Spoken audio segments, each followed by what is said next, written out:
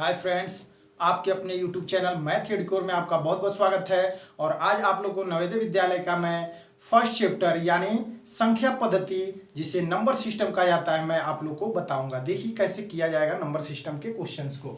जैसे यहाँ पे है Navodaya Vidyalaya class 6 number system संख्या पद्धति, यानी पहला जो चैप्टर है प्राकृतिक संख्याएं क्या होती हैं, फिर पूर्ण संख्याएं क्या है, उसके बाद भाज्य संख्याएं, फिर अभाज्य संख्याएं, सम संख्याएं, विषम संख्याएं और पूर्ववर्ती संख्याएं और उत्तरवर्ती संख्याएं।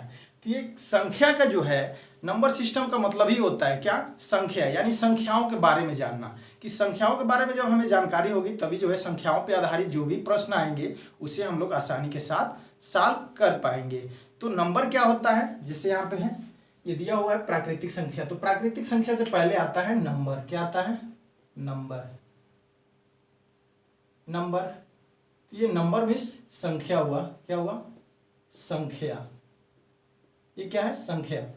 तो संख्याओं के आधार पे ही मैथ जो है पूरा आधारित है, यानी विदाउट जो है बिना संख्या का मैथ संभव नहीं है।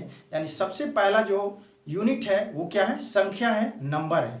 तो नंबर क्या होते हैं? तो नंबर यानी लिखने का जो तरीका होता है नंबर का, तो वो पहला जैसे 1 2 3 4 ये सब कॉमा कॉमा है, ठीक। फिर 5 6 7 8 9 और 0। स्टार्टिंग में सबसे क्या रहता है? 0। तो 0 1 2 3 4 5 6 7 8 9, यानी ये 10 नंबर्स को मिला करके किसी भी नंबर को हम लोग क्या करते हैं? आसानी के साथ लिखते हैं, जिसे हम लोग नंबर कहते हैं, संख्या कहते हैं, ठीक है। तो यानी 10 नंबर्स, उसमें 10 नंबर में कौन है? 0 है, 1 है, 2 है, 3 है, 4 है, 5 है, 6 है, 7 है, 8 है और 9 है। इन 10 नंबर्स का ही यूज करके हम लोग कोई भी नंबर या संख्या बनाते हैं, जिससे हम लोग मैथमेटिकल ऑपरेशन आसानी के साथ करते हैं, जैसे गुणा, भाग, जोड़, घटाना, पूर्ण संख्या, प्राकृतिक संख्या, जो भी संख्या है इन्हीं संख्याओं के हेल्प से ही बनी है, ठीक है। तो मैं आपको अब बताता हूँ, ये नंबर हो गया, ठीक है, आपको पता होगा आई होप, लेकिन मैं एकदम बिल्कुल ये मान के चल रहा हूँ कि 0 से एकदम स्टार्टिंग किया हूँ, तो सब कुछ बिल्कुल आसानी के साथ और एकदम स्टार्टिंग से बताऊं। तो प्राकृतिक संख्याएं क्या होती हैं? तो प्राकृतिक संख्याएं होती हैं जो 1 से लेकर के, यानी 1 2 3 4 5 6 डॉट डॉट जितना भी नंबर हम लोग लिख सके, यानी ये धनात्मक होती हैं। क्या होती हैं? धनात्मक। इसमें ऋणात्मक संख्याएं नहीं आती है, जैसे -1 -2 -3, ये जो है प्राकृतिक संख्या में नहीं आता है।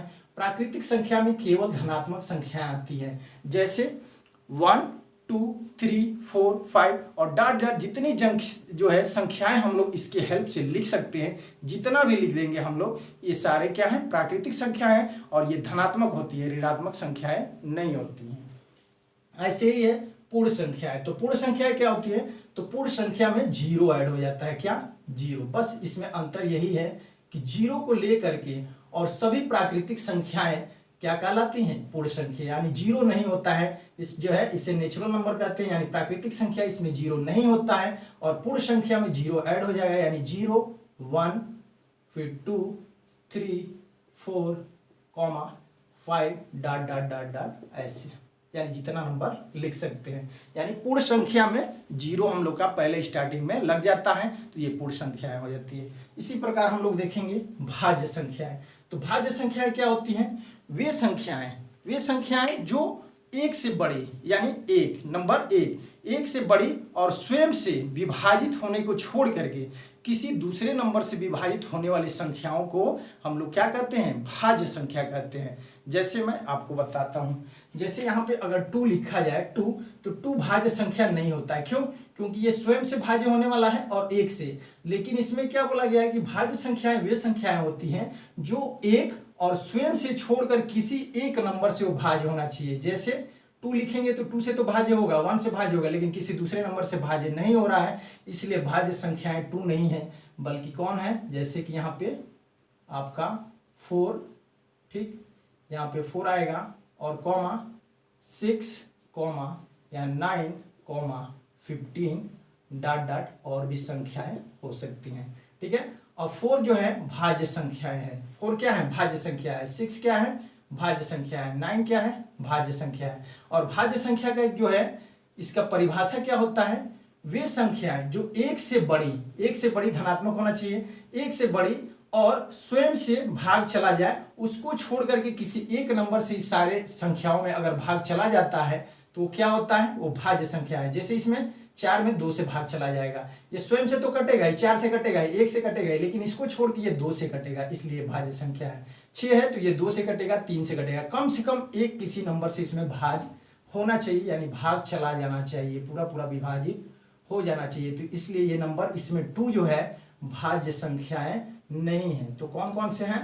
4 हैं, 4, 6, 9 और 15 और ऐसे ही और भी संख्याएं। फिर उसके बाद आता है अभाज्य संख्याएं। तो अभाज्य संख्याएं वो संख्याएं होती है जो केवल स्वयं अपने आप से और एक से भाग होता है उसमें, तो उसे हम लोग अभाज्य संख्या कहते हैं। क्या कहते हैं? अभाज्य संख्या। जैसे 1 तो नहीं होता अभाज्य, लेकिन 2 जो है अभाज्य संख्या है। क्यों? क्योंकि 2 में 1 से भाग चला जाएगा और 2 से 2 में ही भाग जाएगा, तो ये 2 जो है अभाज्य संख्या है। फिर उसके बाद 3 है, और 3 के बाद 5 है, और 5 के बाद 7 है, और उसके बाद 11 जो है 9 नहीं आएगा, क्योंकि 9 जो है 3 से डिवाइड हो जाएगा, यानी कौन सा आएगा? 11 यानी 11, और डॉट डॉट ऐसे ही और सारी संख्याएं जो स्वयं से डिवाइड हो, भाज्य हो और 1 से भाज्य हो, उसे हम लोग कहते हैं अभाज्य संख्याएं।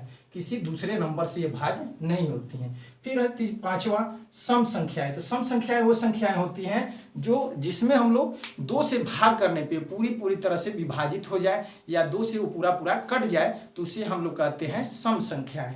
जैसे यहाँ पे 2 से भाग करेंगे तो मान लीजिए यहाँ पे कौन सा है?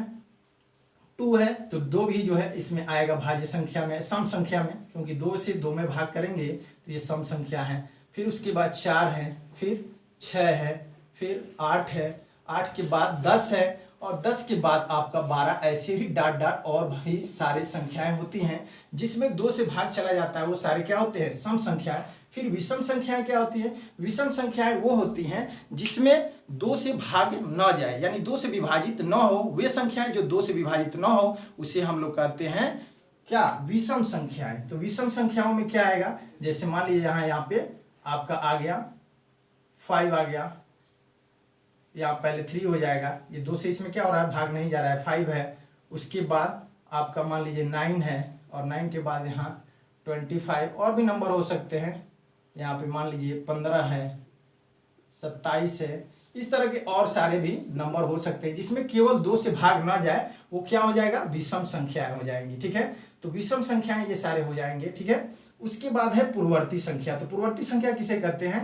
वे संख्याएं जिसमें अपने आप में से एक कम करने पे, जैसे मान लीजिए 5 का हमको लिखना है पूर्ववर्ती, तो यानी 5 में से एक संख्या को क्या कर देंगे? कम। तो एक संख्या को जब कम कर देंगे तो इसका पूर्ववर्ती संख्या हो जाएगा 4।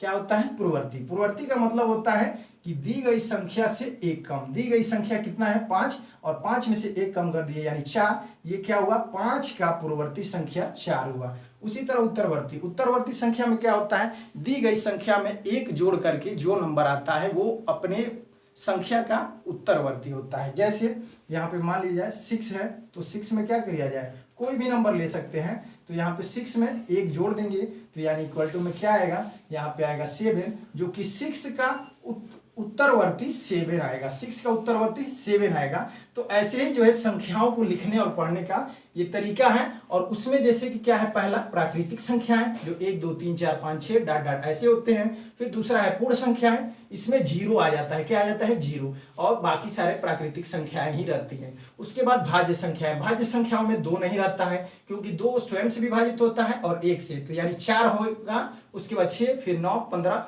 ऐसे करके और भी संख्याएं होंगी जो कम से कम एक दूसरे नंबर से होना चाहिए अपने आप को, और एक को छोड़ के किसी दूसरे से विभाजित होना चाहिए।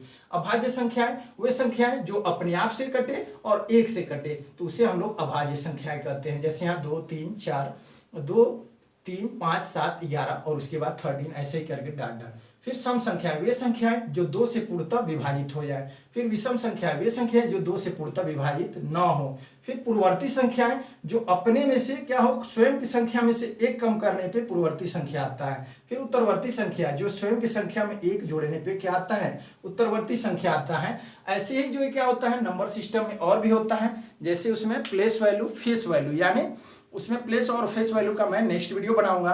आपको ये वीडियो कैसा लगा आप लोग प्लीज कमेंट करके जरूर बताइएगा। अगर आपको इंग्लिश में चाहिए तो आप लोग इंग्लिश में कमेंट करिएगा कि सर आप इंग्लिश पढ़ाइए। अगर आपको हिंदी में चाहिए तो आप लोग इसको कमेंट करिएगा कि सर आप हिंदी में पढ़ाइए या बताइए। अगर दोनों में चाहिए, हिंदी इंग्लिश दोनों मिक्स में, तो आप लोग मिक्स के लिए भी कमेंट करिएगा। आपको ये वीडियो कैसा लगा, अगर अच्छा लगा होगा तो प्लीज मेरे चैनल पर नए हैं तो लाइक और सब्सक्राइब करना ना भूलिए और अपने दोस्तों में शेयर करना ना भूलिए। ऐसा ही वीडियो में नवोदय की तैयारी के लिए मैं नेक्स्ट वीडियो हमेशा लेकर आता रहूंगा। आप लोग कमेंट करना ना भूलिएगा। मिलते हैं नेक्स्ट वीडियो में, तब तक के लिए टेक केयर, थैंक यू।